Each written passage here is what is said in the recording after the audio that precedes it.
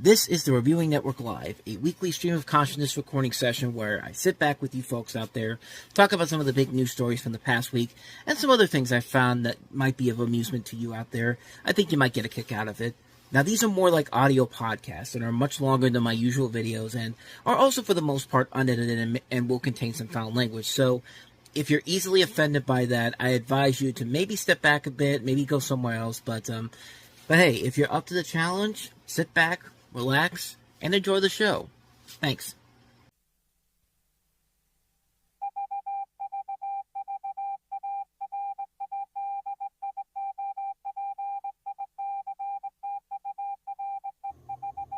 Okay, campers, rise and shine, and don't forget your booties, because it's cold out there today. It's cold out there every day. What is this, Miami Beach? Not hardly. And, you can expect hazardous travels later today with that blizzard thing.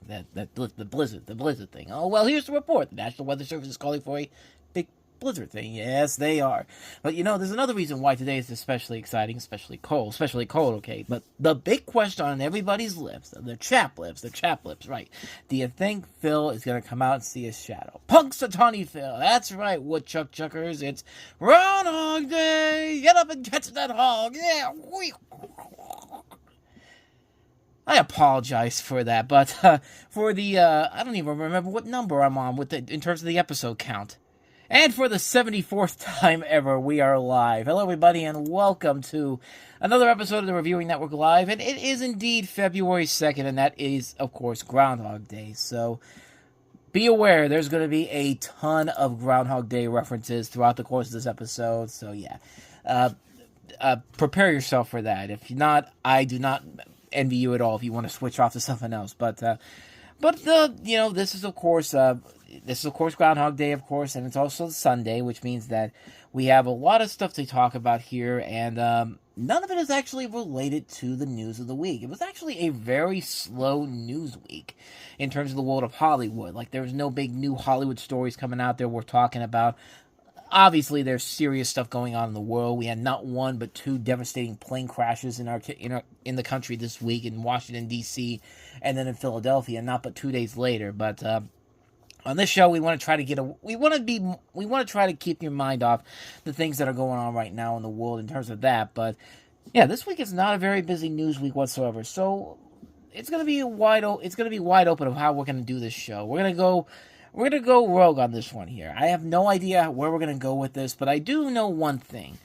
I am going to reveal something that is going to be coming up around the time of the Oscars. The Reviewing Network Awards nominations have been officially put in, and you folks out there who are listening to this are going to be the first people ever to hear what the nominations are. I'll talk about how I do these awards if you're new to this channel or new to the other channel and have never seen it before. But we'll touch on that as we move along here. But with all that said, let's go ahead and just get right on into it. And of course, we always start off with the weekend box office, which is about what you'd expect it would be. But there's a lot of things to talk about in terms of the new releases. But before we get to any of those, let's talk about the three films that are in here that are older releases. Starting with last week's number one movie at number 5 this week, which is Mel Gibson's Flight Risk, which fell down 51% last week to $5.6 million, bringing its 2-week gross to $20.9 million.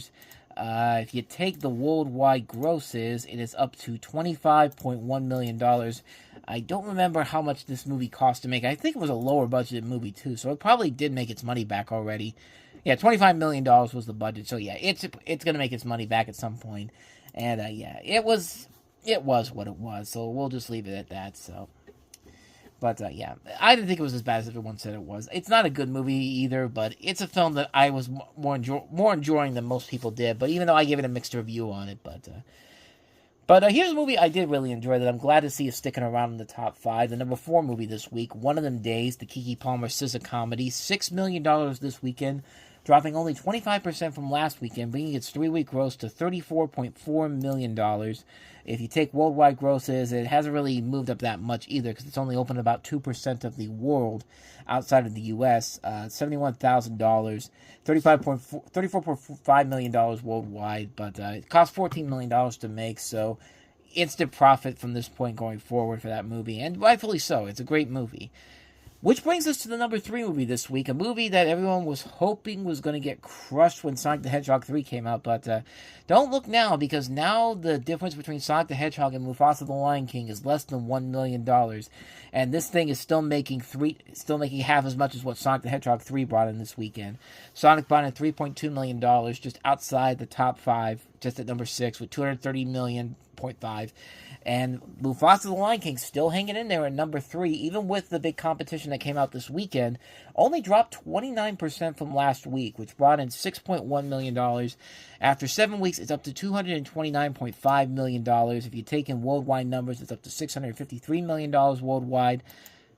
Yeah, so the movie that everybody thought was going to get crushed by Sonic the Hedgehog 3, not so much. I mean, it's very close, but Mufasa the Lion King has a wide open range now because it's still making twice as much as what Sonic the Hedgehog 3 is making. Not that Sonic the Hedgehog 3 has anything to complain about. $230 million after 7 weeks for Sonic the Hedgehog 3 is enough to be very impressed with, especially considering that it is still the highest grossing film in that series. But Mufasa the Lion King kind of stems the bleeding a little bit because it didn't open up as big as the original Lion King live action remake did. But hey, when you start off at $35 million for your opening weekend and everyone's calling you a bust, the fact this thing's had a lot of legs going forward, yeah, they're going to be happy with this no matter what. It's still got a couple of weeks before we get to Captain America and Paddington in Peru on Valentine's Day, which I think will be the next big weekend for newer releases. But what about this weekend's 2 new releases? Needless to say, both of them did very well. So let's start off with the number 2 movie this week, a movie that I think everybody was kind of expecting to fall into that pattern in that area there, and that is Companion, which is the Zach Cregger-produced film directed by Drew Hancock, in which you have a couple on a weekend getaway with friends in a remote cabin, which unravels into chaos after a revelation that one of the guests is a companion robot. And it's a sci-fi horror comedy film and did very well with the critics, and only cost $10 million to make it, and has already made that back and then some. I mean, it's about $500,000 off its budget domestically here, brought in $9.5 million this weekend, but if you count worldwide, it's at $5.5 million internationally and up to $15 million. So it's instant profit for this film going forward. And a lot of people were very shocked to see that this film didn't do as well as they think they wanted it to. I don't know. I think it did very well overall. It landed right in the middle of the expectations for the box office. Everyone was predicting $8.8 million to $10 million. I think they were expecting another Barbarian-style hit overall, which Barbarian was a big hit when it came out in September 2022, and yet it still has not gotten a physical media release in any way, shape, or form because the producers of the movie, I guess, I don't know what was going on with that. From what I remember, I think someone said that, the studio didn't have the rights to distribute the movie in general, so it just went straight to streaming after it was in theaters. If I read it correctly, I could be 100% wrong on that, but yeah, it's only been available on digital, and the only way you can get a physical release of the movie is basically going on to eBay or Mercari and looking for, I won't say bootlegs, but bootlegs that are kind of legit, are almost legitimately from the studios. Like I showed you the Chip 'n Dale Rescue Rangers DVD I got yesterday, very much on that same level, something like that. But I think that's the only way you can get the movie on physical media. Hopefully that's going to change soon because, yeah, people have been waiting to see this movie for a long time. I don't even think it's been on television since it's come out, so I don't know what was going on there, but I think this movie overall did very well, exactly what the studios were hoping for. And yeah, it's going to find legs in the long run. It's been highly praised by critics. So yeah, it's definitely going to find an audience as time goes on. Even it has to make it through a cult following. But then again, it still made its budget back overall. So they are good to go on that front. Which brings us to the number 1 movie this week. And really, this was really no surprise whatsoever. The number 1 movie this week is DreamWorks' Dogman. The first big family release since Mufasa and Sonic the Hedgehog 3 came out before Christmas. It's been kind of barren since then. And Dogman was just primed and ready to go and just take the competition away from Mufasa and Sonic the Hedgehog 3. And did very well. $36 million. Actually exceeded a lot of people's expectations. And it's really good, especially when you consider that Captain Underpants, the first epic movie, opened to $23 million back in the summer of 2017.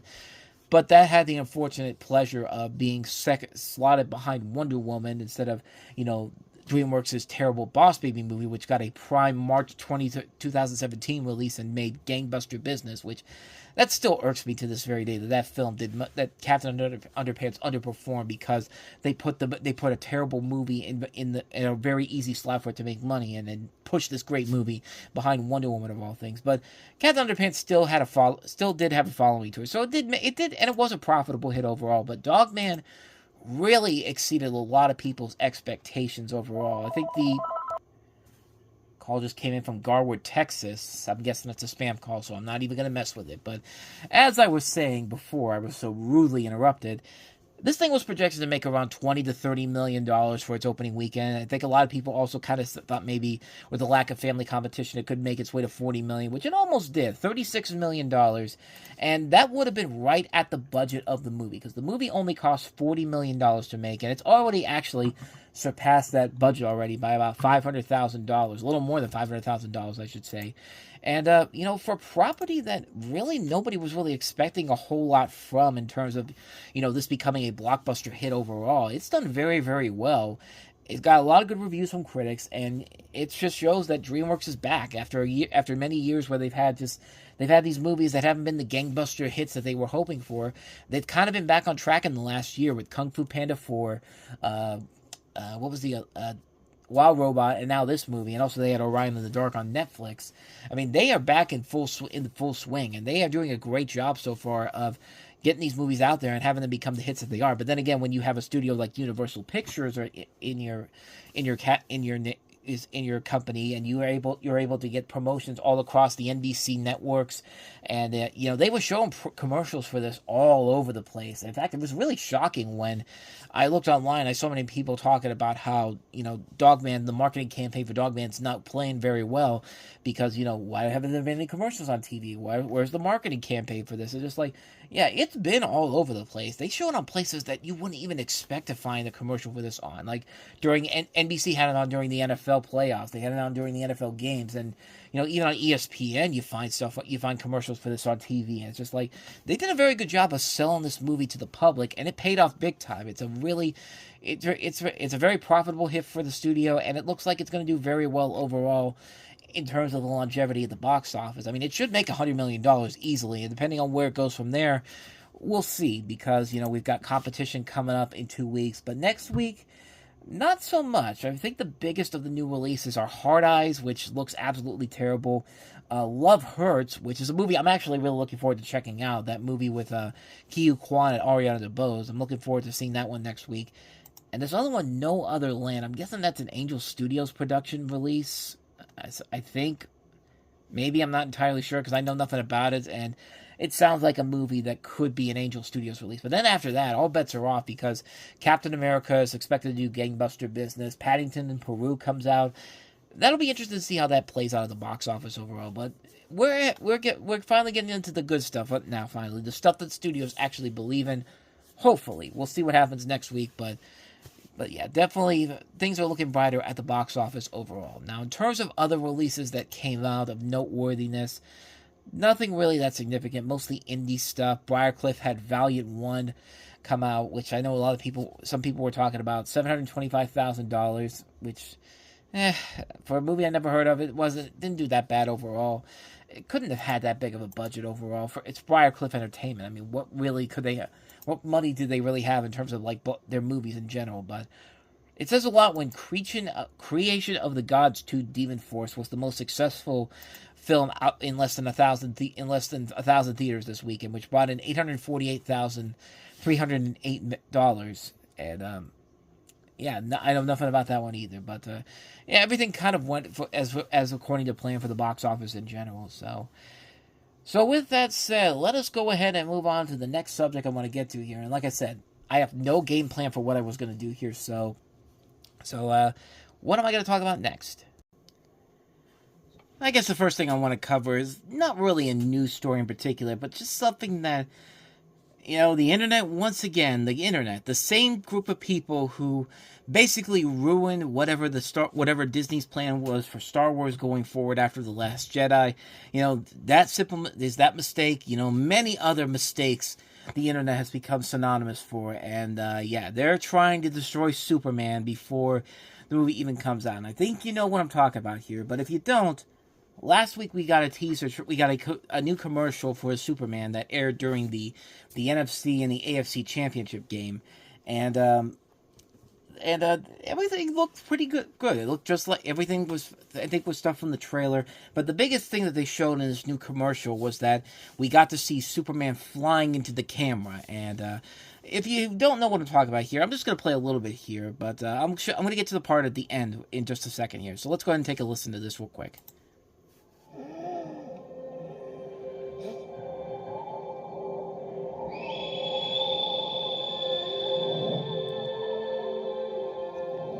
This is probably my most anticipated movie for the year, man. I think I said it was my most anticipated film of the year. I mean, it's hard not to see.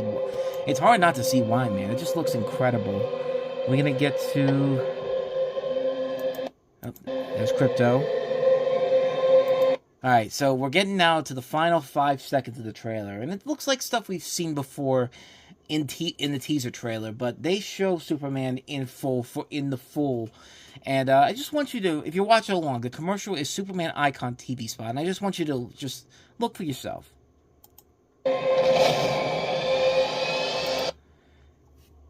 Now, I personally don't see anything that significantly different about it. I mean, it's a cool effect, like seeing Superman from the back and then all of a sudden just the camera thrust right into the front of him. I think that James Gunn said that he was inspired by Top Gun Maverick for that particular shot in particular, but I didn't think it was anything that wrong with it. But then the good old internet decided to turn this one cool-looking shot into their next target in terms of, you know, what can we do to completely dismantle any hope for the Superman movie? Let's talk about the fact that this face looks really stupid.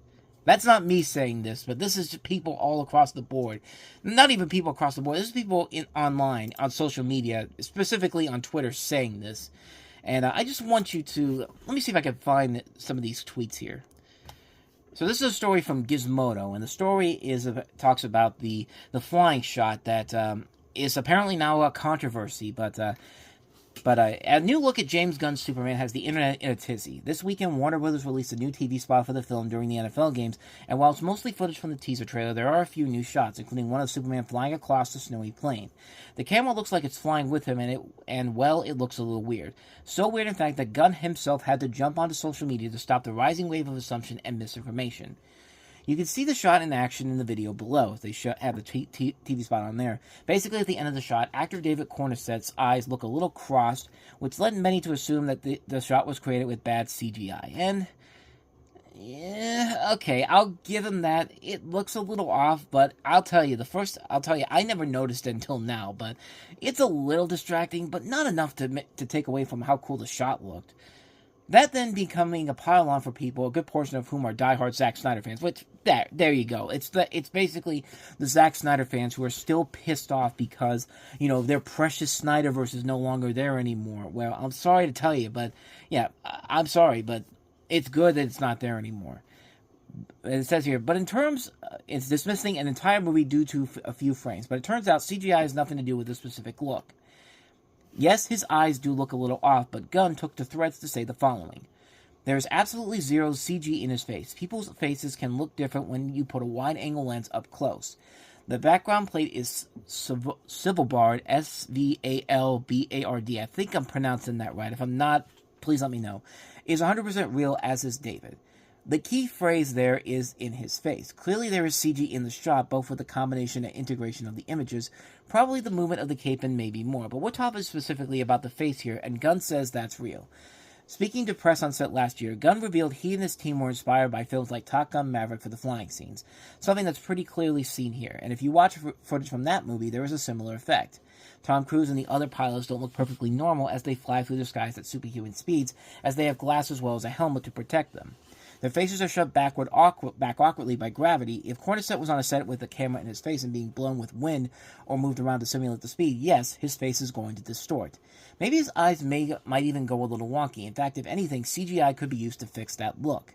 And so to recap, new Superman footage was released. Some people got all up in arms over one shot. The filmmaker explained his technique, and as we all take a deep breath, realizing it's going to be life like this until Superman opens on July 11th. That's from Gizmodo's person that wrote this, Jermaine Lussier, who I think worked at Slash Film before this, if I'm not mistaken. I don't know if he still does or not, but yeah. Bottom line is that people are trying to, nobody can just have a good time whatsoever. Nobody can just be happy with anything, especially nowadays, because, the world is so evil. The world is now so polarizing that even if you put the happiest thing on there whatsoever, it's just like you're just crossing an X on yourself, because you're the next target right there. And yeah, this is exactly what this is. This whole thing is for absolutely nothing.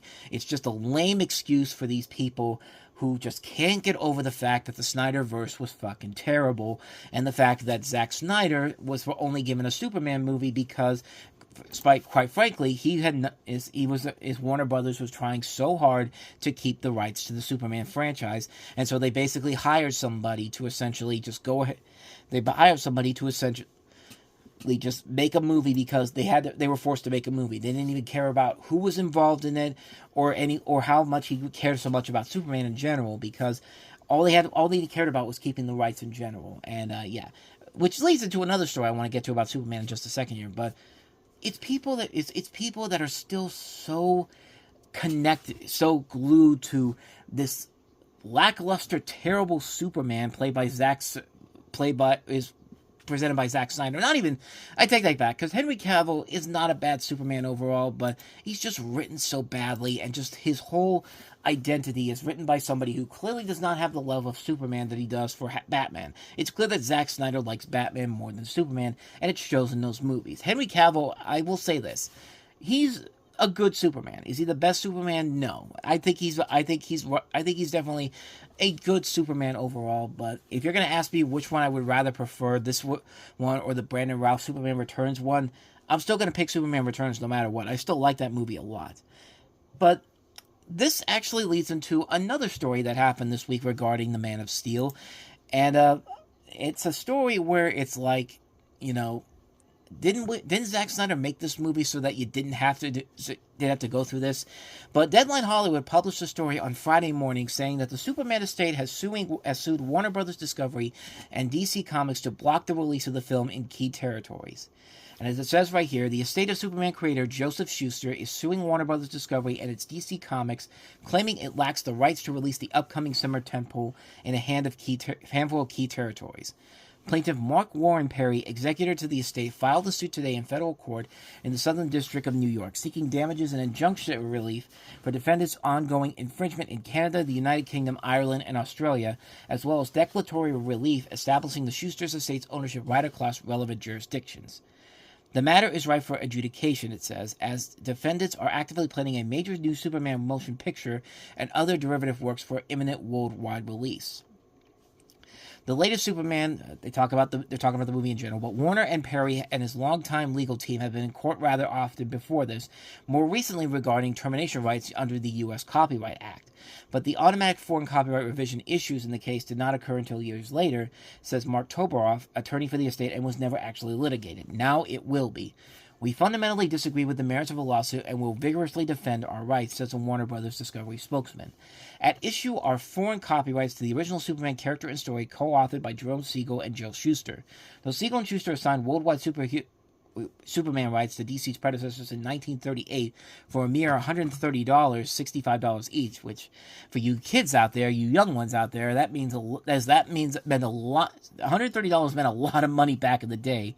I don't know what that equates to now with inflation and all that, but I say you young ones out there, but I was born in 1989, so even for me, this is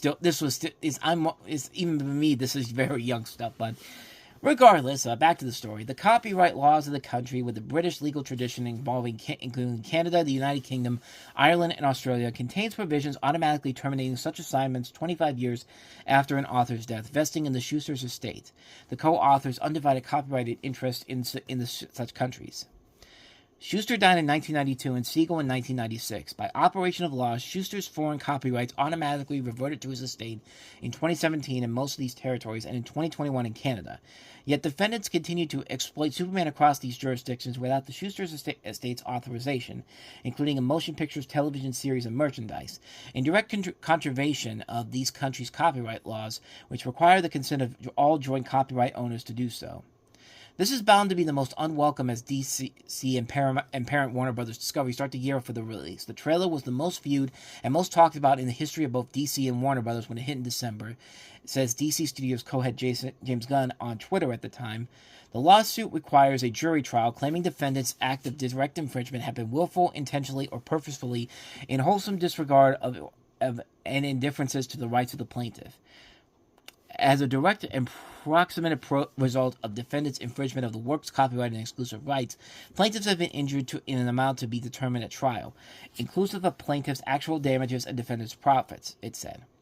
Meanwhile, the estate is asking the courts for a cease-and-desist order enjoining defendants, their officers, agents, employees, and those acting in concert with them, preliminary during the pendency of the action, and permanently thereafter from A, infringing or contributing to or participating in the infringement by others the copyright in the work or acting in concert with, aiding or abetting others to infringe such copyright in any way, and B, copying, duplicating, selling, licensing, displaying, distributing, preparing derivative works of the work, and otherwise using or exploiting the work which plaintiffs jointly own without plaintiffs' prior written consent or license to do so.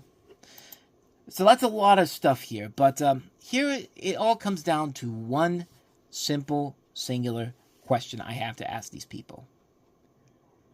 Why couldn't you do this when Man of Steel was coming out?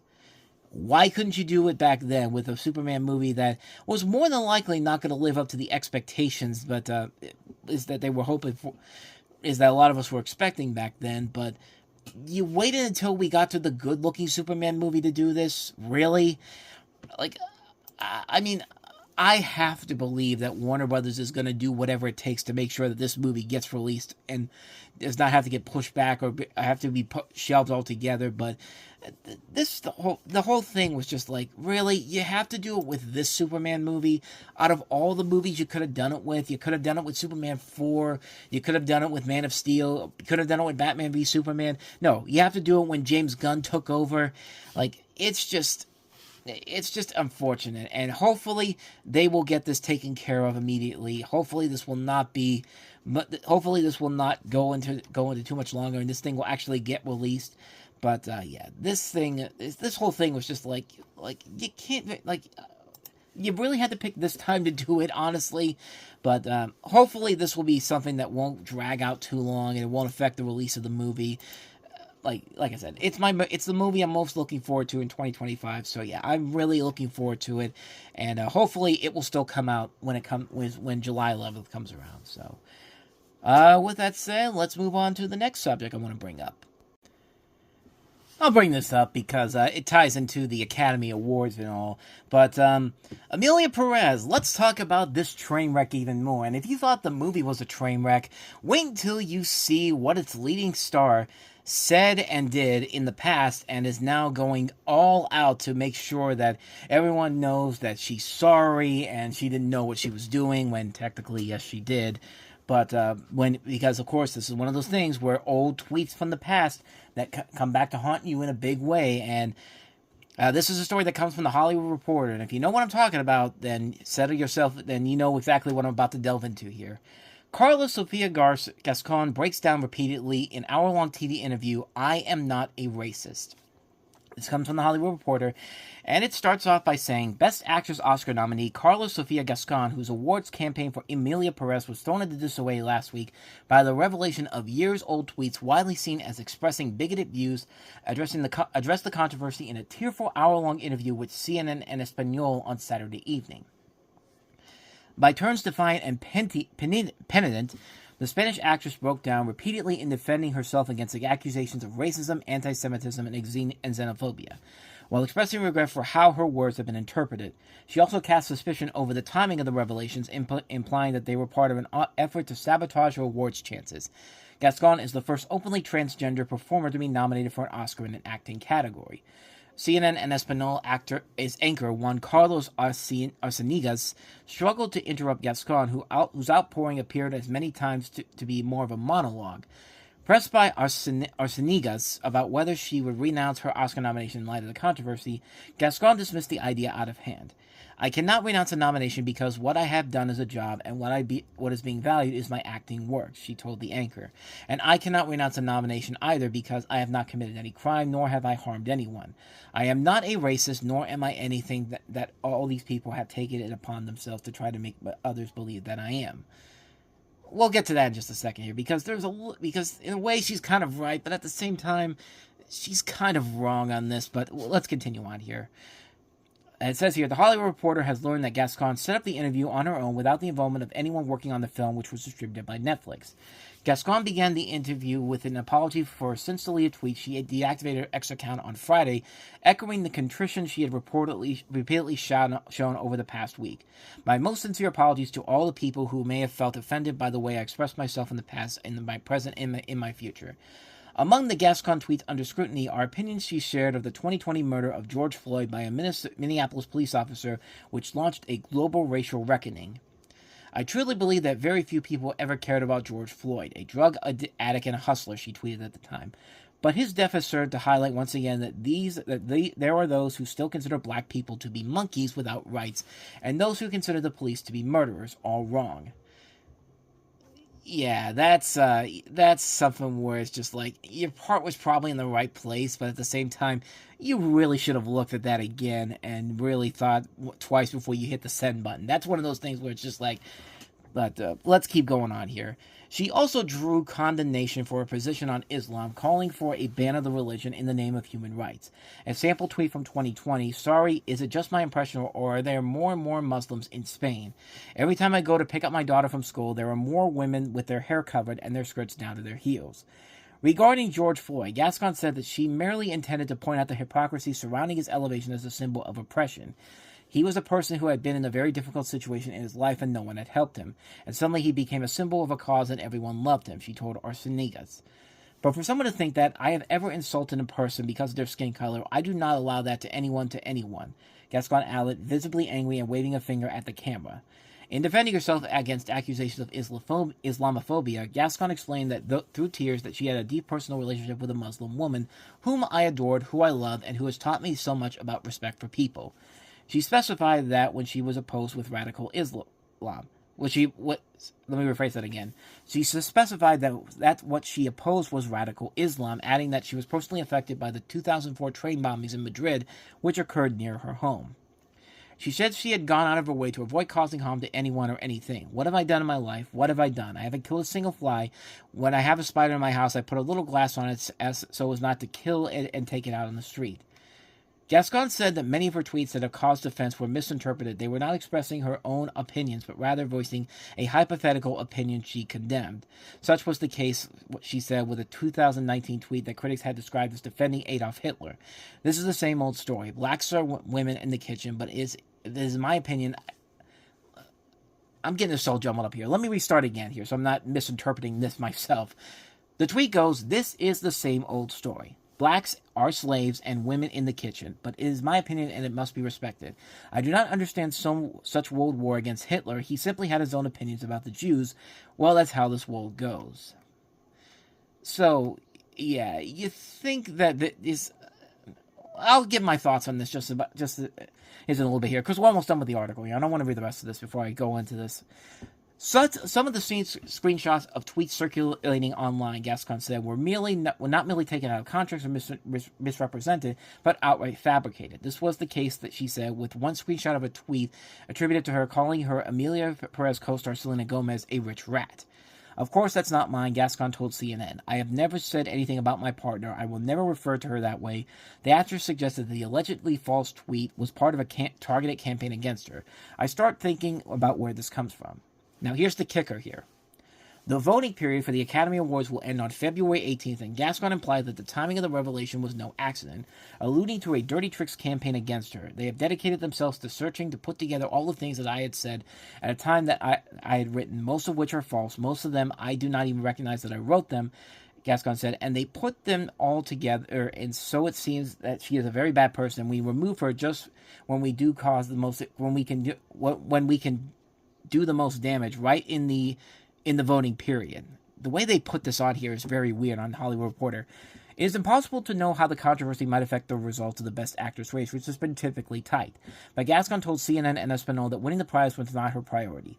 I don't give a damn about awards, she claimed. What I do care about is the people that I represent because of what I represent in this world as a transgender trailblazer. We can all change and be better people in this world. So, I'm kind of torn on this whole thing. And yeah, as much as I don't like Emilia Perez, which I think it's a terrible movie, but the whole thing about this whole thing was that the fact that she's saying that, she's trying to defend this and the way these tweets that she made, and yeah, she could say that, she doesn't mean what she said, but it's pretty obvious that back then she did mean what she said, and you could see it with the tweets on there. It's just like, you can't go ahead and talk about George Floyd and then have talk about how you don't understand why he was considered this revolutionary hero, and then have a statement that also says, but his death has served to highlight once again that there are those who still consider black people to be monkeys without rights. You say that, and it's immediately gonna raise a lot of eyebrows, and especially when you also have the same thing where. The one that really got to me was when she had that tweet about Adolf Hitler, where it's just like, I get what you're trying to say here, but there's a way you gotta say these type of things. Like, I know that I have to be more careful on social media, especially nowadays, but with somebody like this who's up for an Academy Award nomination, I don't even think she really is a frontrunner per se, but if I had to look at the list of Best Actresses again, I think the frontrunner is Demi Moore for the substance. I think it was going to be that one anyway, but then again, I also thought that Lily Gladstone was going to win for Kills of the Flower Moon last year, but you can't look at this and not think of something like, Will Smith a couple years ago when he won his Oscar.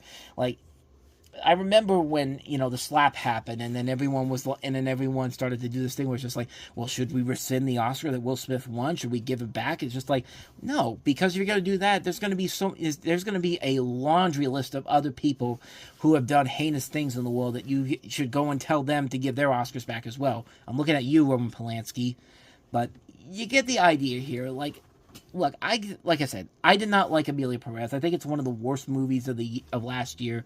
It was in my honorable mentions for the worst movies of last year. A lot of people really don't like the movie, and it's a very complicated thing. Just like the movie, it's very complicated because the story is not a bad story at all, but it's just the idea to turn it into a musical and to turn it into somewhat of a comedy. That's where the film really just crashes and falls apart. Not to mention you have all these people that are behind the scenes that feel like they're going against what they're trying to do here, and they're trying to act like they're strongly representing what the focus of this movie is. But you have so many people who had their demons hidden behind them. That have been let out with this movie. Like the director in particular has the controversy going on with this movie. There's so many things going on with this film in general, and it's just like, it's kind of hard not to. It's really complicated to really say what's the better situation here. Like, I condemn this person for the tweets she said because, yeah, you said it. You can go, you got to try to defend it somehow, especially with this situation here. Do I think it's going to hurt her chances to win an Oscar? I don't think so, but then again, I really don't think that she's as big of a frontrunner as they're letting on here. I think somebody like Demi Moore, or even somebody like Cynthia Erivo probably has a better chance of winning an Oscar than she does. But then again, I've been proven wrong time and time again here. But we'll see how this transpires overall. But I saw this, and I just kind of get my thoughts on there about this. Like, I'm very conflicted on how to feel about this and the whole thing. Like, I'll give her credit that I like that she took the time to do this herself and had to come out there and say it. But but at the same time, she is saying a lot of stuff in here that, you see a lot of, right wingers, conservatives, and like Tucker Carlson, whenever he has to defend his things, like it seems like she's using that method to try to explain herself. And even if it's for the right thing, you're walking a very dangerous path by doing so. But again, that's just my personal opinion on that front there. But with that said, let's go ahead and move on to the next thing I want to cover here. So right now we're kind of in the middle of the lull of the National Football League season. And of course, the playoffs are now officially over. We've got the Super Bowl next Sunday, which I still have yet to decide whether or not I want to watch it or not. I mean, more than likely, I'm going to end up watching it, even though I'm saying right now, well, I don't want to watch it because I don't want to see another Super Bowl with excuse me, but with two overrated teams, the Chiefs and the Eagles, again fighting for the Super Bowl and all that stuff. Like, I'm saying right now, I'm not gonna watch it, but good and goddamn well, I'm gonna watch it. I say that I'm not going to, but I'm gonna probably watch it at some point as I'm watching it. So yeah, be on the lookout for that live rewatch next week. Even though I'm saying right now, I'm not gonna do it. I'm gonna do it. So, but that's not what I'm here to talk about here. What I am talking about is that we're kind of in that lull right now in the NFL where, the news isn't going to be as prolific as usual because nobody's making trades right now.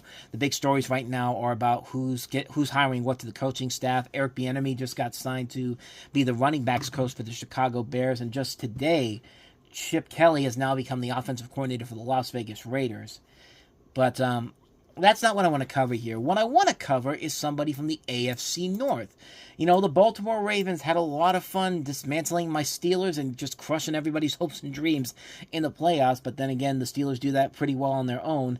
And let's be honest, the Ravens will probably still be more successful than the Steelers will in the future because the Steelers are still stuck in 2005 that they clearly have no idea where they're going. Okay, I need to stop getting on this subject because I'm still really upset about how the season ended, man. Like, yesterday when I went into the mall in Monroeville, I went to Dick's, and the first thing I saw was Steelers stuff, and I looked around, and it's just like, my head couldn't take it anymore. I was just so over the Steelers right now. I just had to get away from all that stuff and just ran out of there. Like, I'm still bitter about how the season ended for the Steelers, but again, we're not talking about the Steelers in general. We're talking about the Baltimore Ravens, and I think you know exactly what I'm talking about here. If you don't, let Jamison Hensley from ESPN fill you in.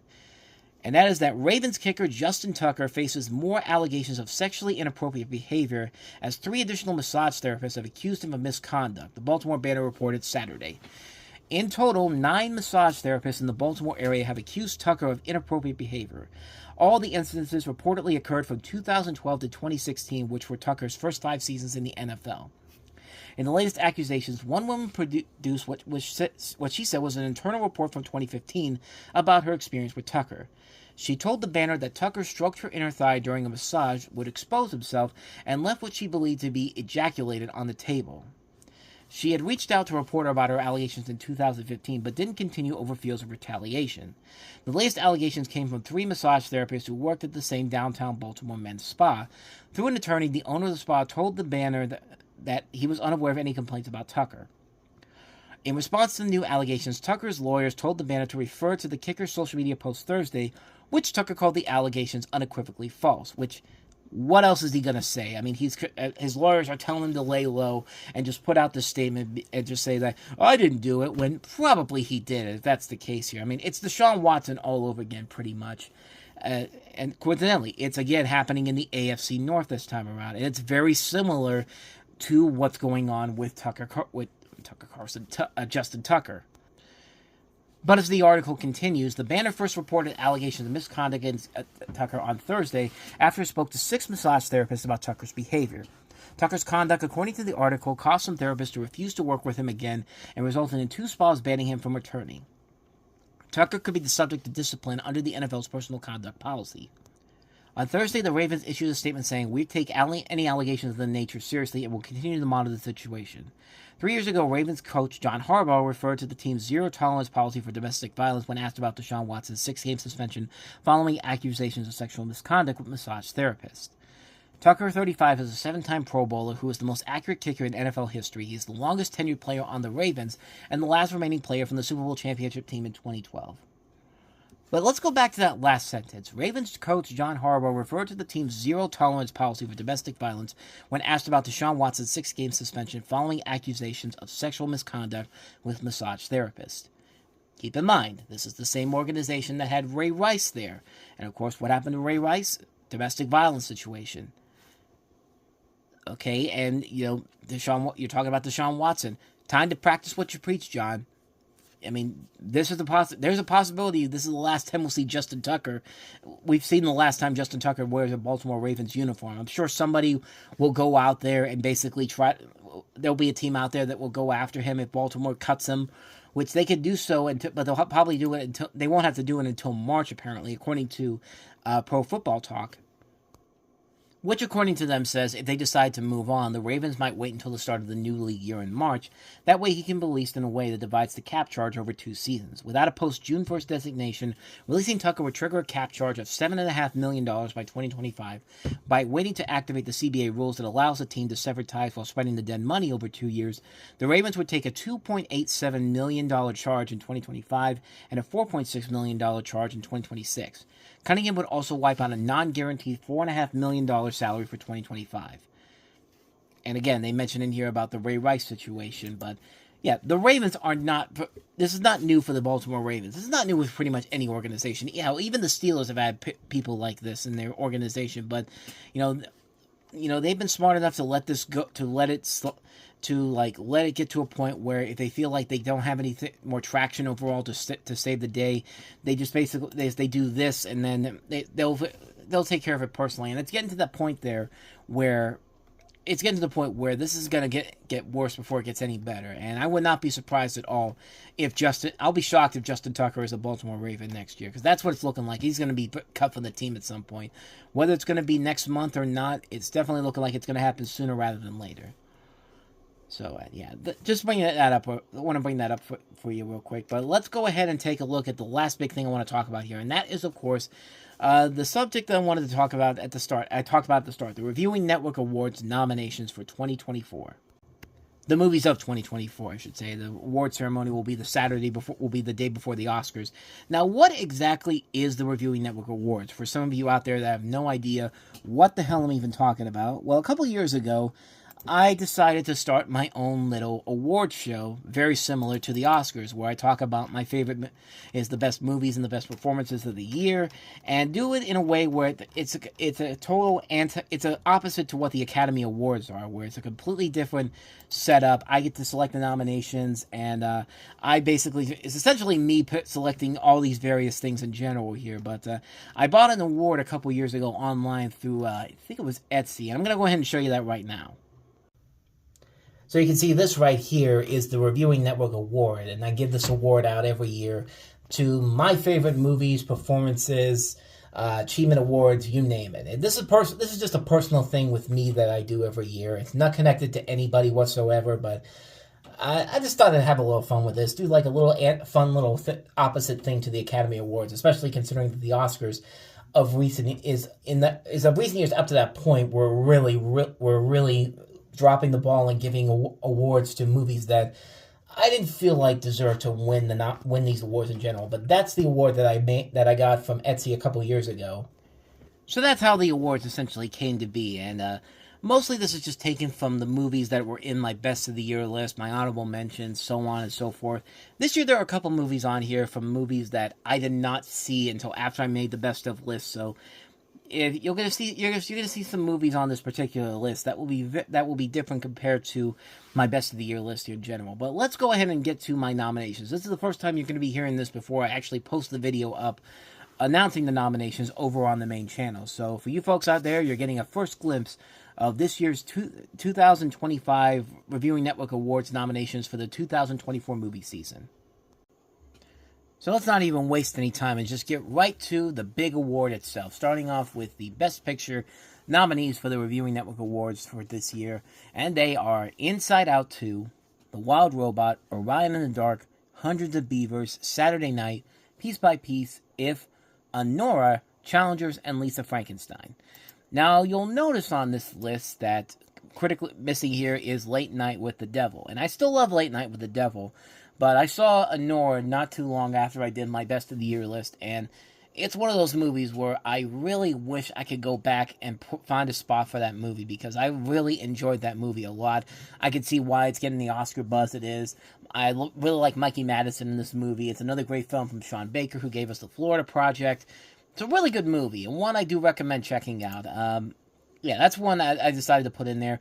Nothing against Late Night with the Devil. It's still in my top 10 for the year, but Honora is one of those movies that I said before, it's going to be on this list here, is in these nominees, even though I didn't have it in my top 10 list of the year. But that's a film I would have put in my top 10 for sure had I seen that movie beforehand. I would have tried to find a way to put it in there. But so those are the 10 nominees for Best Picture. Now, Best Director has 7 nominees, and they are Sean Baker for Honora, Mike Cheslick for Hundreds of Beavers, Luca Guadagnino for Challengers, John Krasinski for If, Jason Reitman for Saturday Night, Chris Sanders for The Wild Robot, and Denis Villeneuve for Dune Part 2.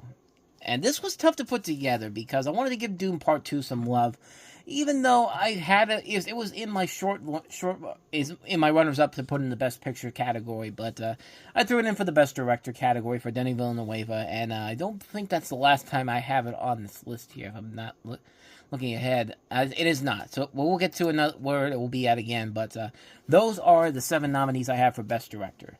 Now for Best Actor. Ryan Gosling for The Fall Guy. Brian Tyree Henry for Transformers 1. Hugh Jackman for Deadpool and Wolverine. Gabriel Lavelle for Saturday Night. Dev Patel for Monkey Man.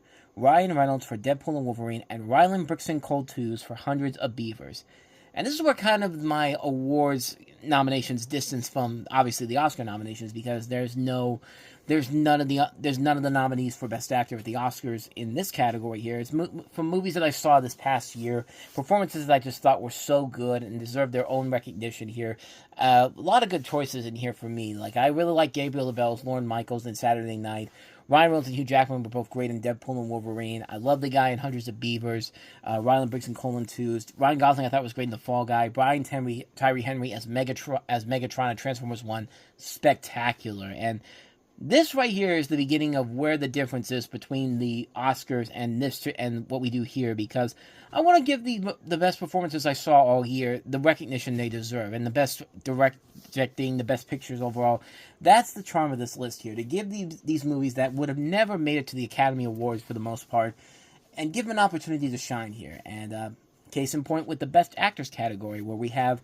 Now, this one was a really, really tough list to put together here, because there were so many great performances by women in this year that I wanted to throw in this list, but I've narrowed it down to 8, and I still don't know who I think is the front runner here in this list I have here. But Emily Blunt for The Fall Guy, Cynthia Erivo for Wicked, Demi Moore for The Substance, Anna Kendrick for Women of the Hour, Mikey Madsen for Honora, Lupita Nyong'o for The Wild Robot, Anya Taylor-Joy for Furioso, a Mad Max saga, and Zendaya for Challengers.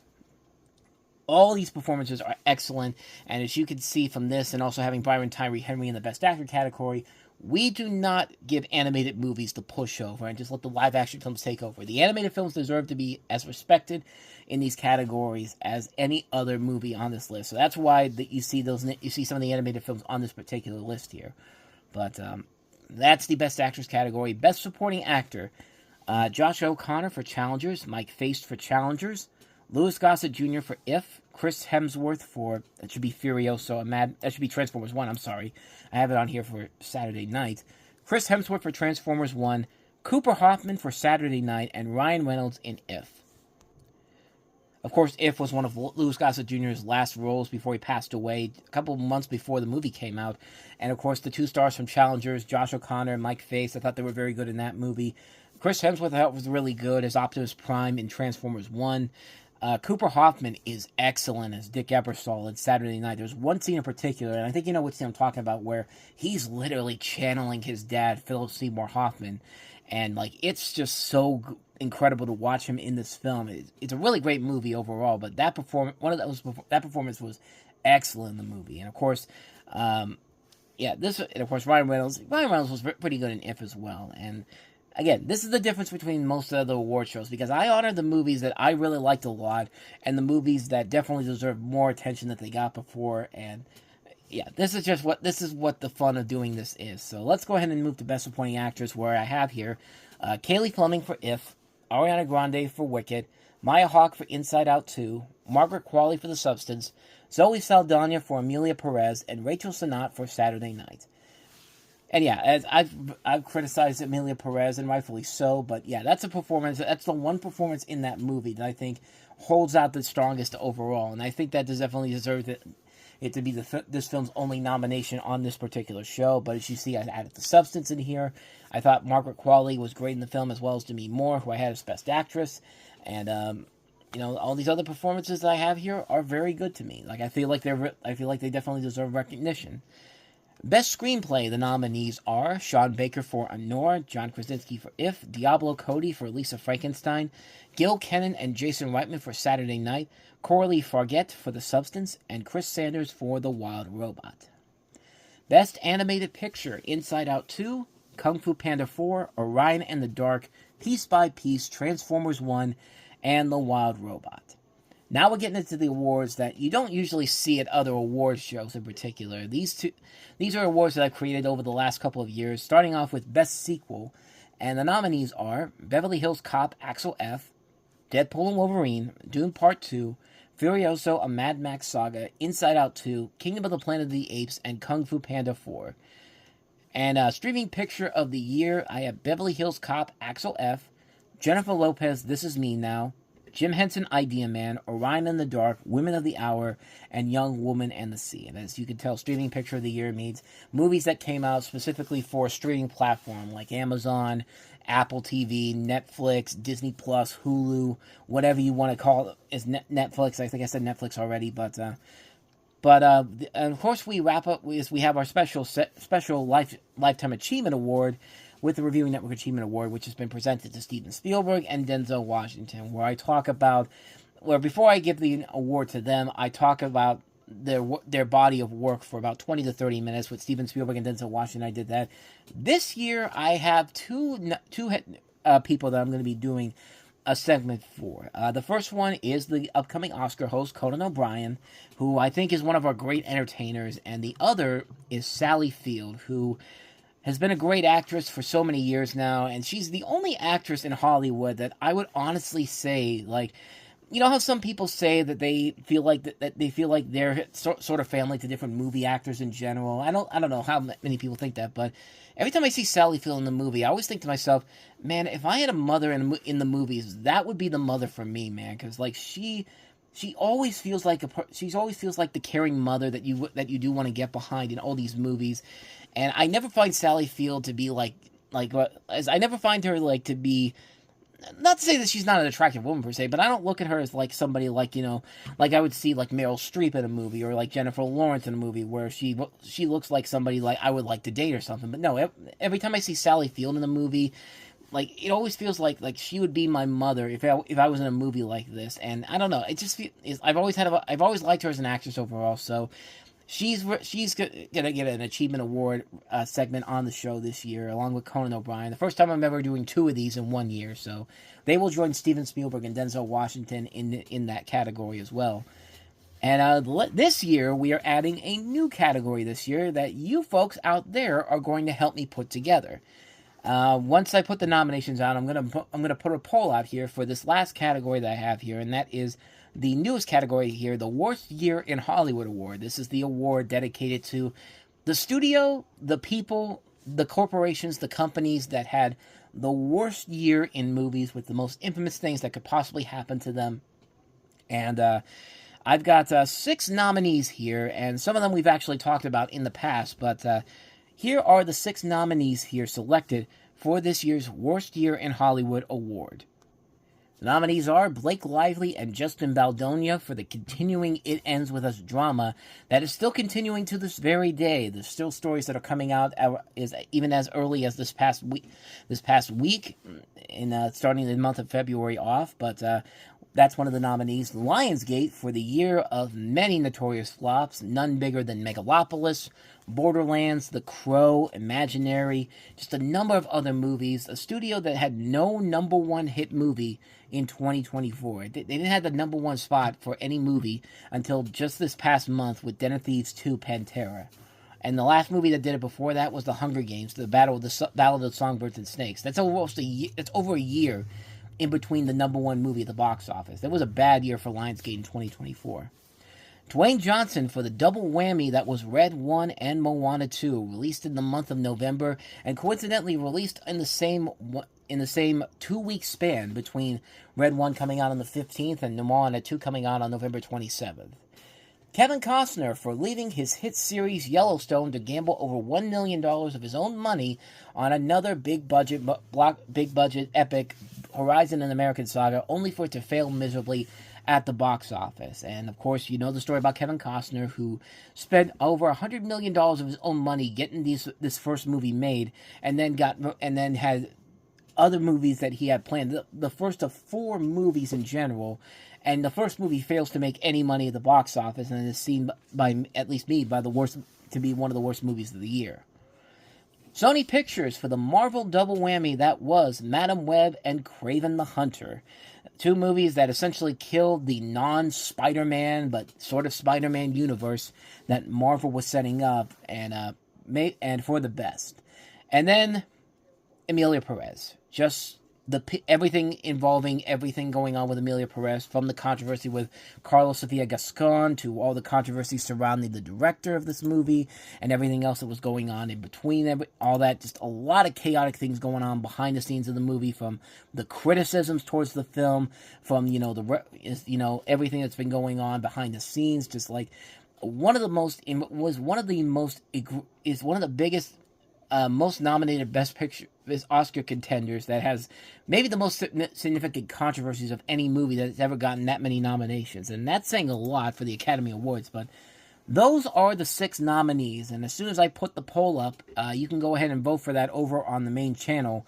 And the winner will be revealed at the end of the show on the night of the Reviewing Network Awards. And also, I'll have my picks for the worst Oscar nomination overall, and at the end of the show, of course, I will reveal who I think is going to take home each Oscar for that night at the Academy Awards. So that will be on Saturday, March 1st at 8 p.m. Eastern.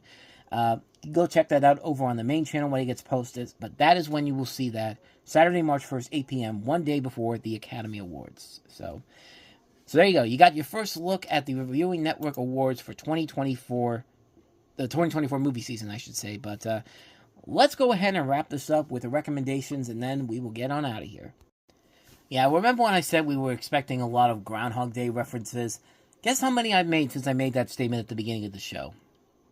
Next to none. I mean, I don't think I even made one single extra reference. I thought about potentially doing that with the stories of the week, but nothing ever really came up where I could really squeeze in a Groundhog Day reference, like, a Ned Ryerson, or, a story about, the Groundhog Phil and all that type of stuff. But for the recommendation this week, let's talk about the movie Groundhog Day. And if you've already seen my top 30 favorite movies video, I've already gone through this already. But for those of you who haven't, Groundhog Day is one of my favorite movies of all time, and really, it's kind of hard not to see why. It's a great film from a great director, Harold Ramis, and a great actor, Bill Murray, who's really one of our greatest living actors. He's a guy who manages to branch out from big-time comedies to do, for the most part of his career, to venturing into more dramatic territory, and Groundhog Day really was the first approach into that venture overall. He had a couple of efforts before that with The Razor's Edge, which I liked him in that movie. The movie itself just wasn't that great overall, but this is a film where he really gets to show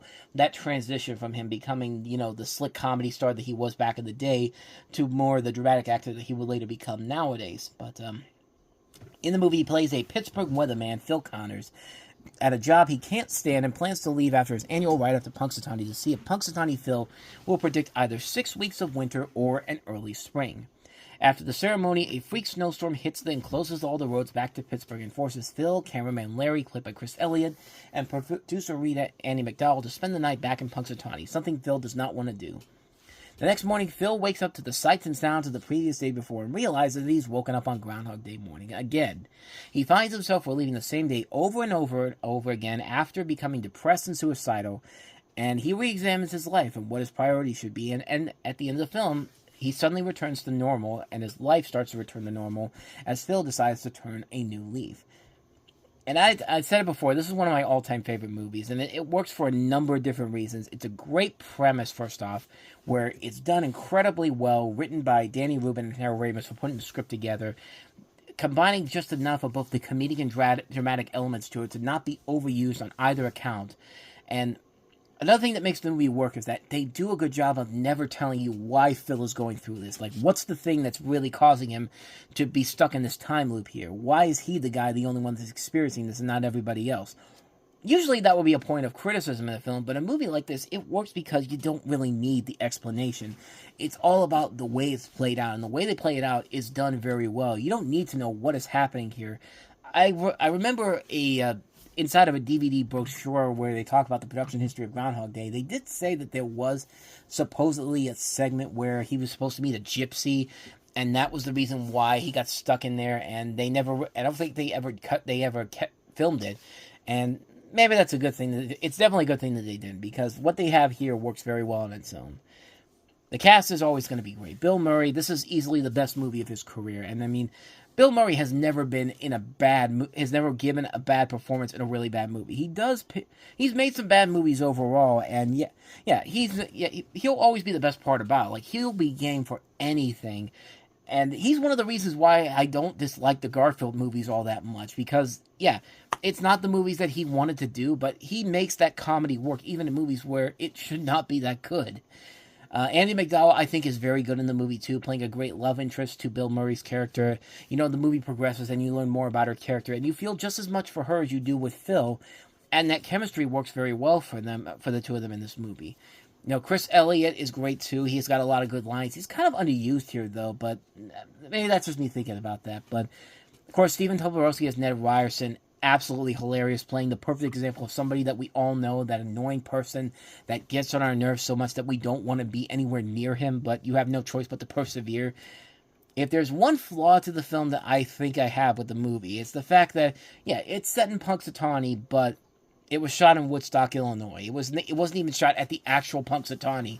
The only thing that was shot in anywhere near Punxsutawney was the aerial shots in the beginning of the movie filmed in Pittsburgh, which knowing that I live in Pittsburgh, it's always great to see what Pittsburgh used to look like back in 1993, and especially with Three Rivers Stadium on the side in the beginning, and knowing that entire area is pretty much no longer there anymore. It's Heinz Field, Lancashire Stadium, and the Rivers Casino, but the Carnegie Science Center is still there.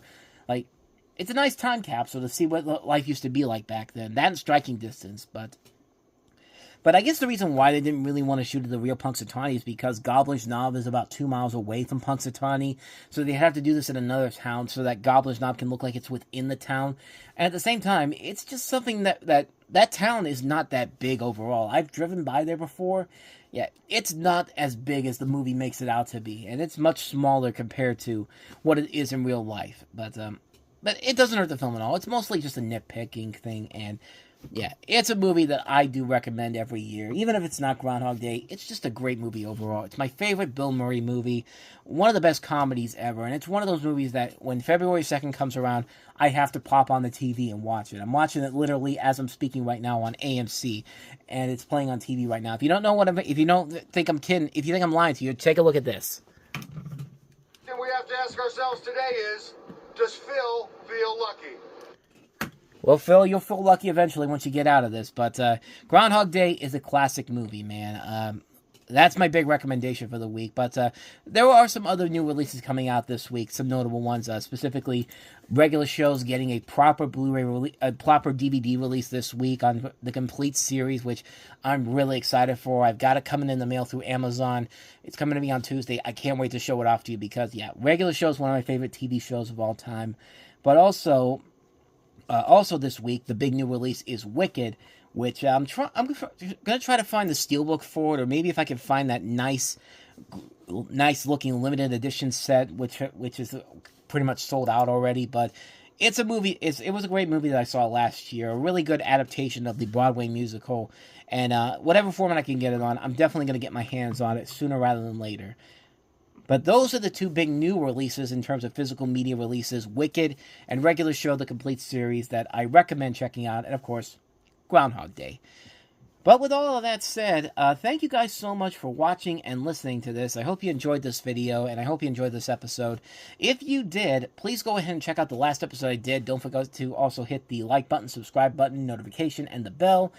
And if you like what you saw, check out the playlist as well if you want to see more episodes I did. But thank you so much for joining us, and thank you so much for watching, and I will see you guys next time. So, thank you for watching, and listening. I'll see you back here next Sunday night. We do post new videos here every day too, so if you want to see more stuff on here, check out some of the other videos I've done. But thanks for watching, and I will see you guys next time. And until then, we are out.